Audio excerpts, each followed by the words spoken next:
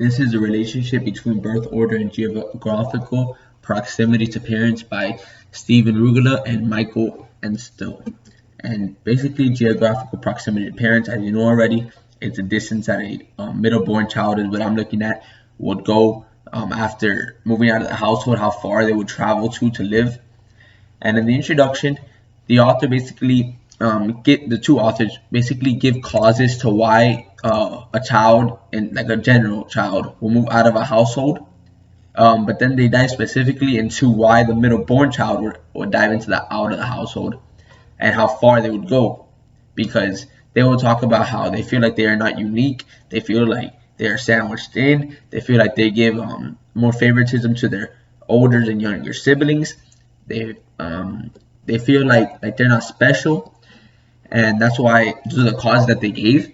They also quoted Bulakos, and Bulakos is basically saying that since they have felt like they are alone their whole entire life, that they've been living with their parents, they are more suited to go out into the real world, and they feel like they can go live by themselves. So that is another reason why they could travel further, because they feel like, and also they feel like they've been psychologically alone in isolation their whole life because of their position in the birth order and their family being the middle born.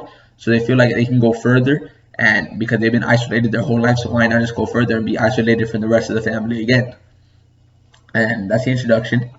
The methodology: there was a study of 217 students that were taking a total of 4 undergraduate courses at a university in like the southwestern United States. And out of these kids, they're not kids actually, they're from 19 to 49 years of age.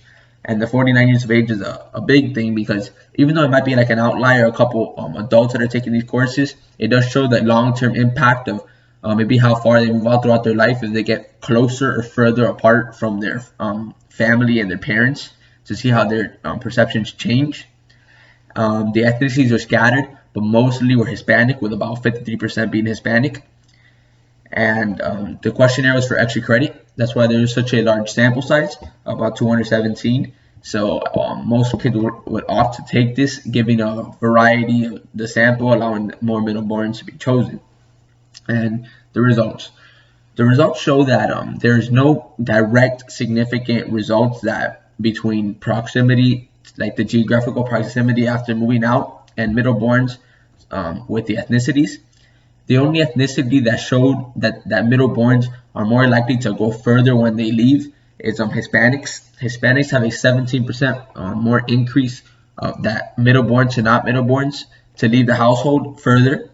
And that is important actually, because you can go into like more researchers would now like to go into direct cultural aspect to see why possibly Hispanics feel like they need to leave. Maybe it's the Hispanics pushing their kids out the house. They feel like they're not loved. Maybe it's directly what we said about middleborns and how they leave the house because they feel like they're sandwiched and they feel like they're not loved enough.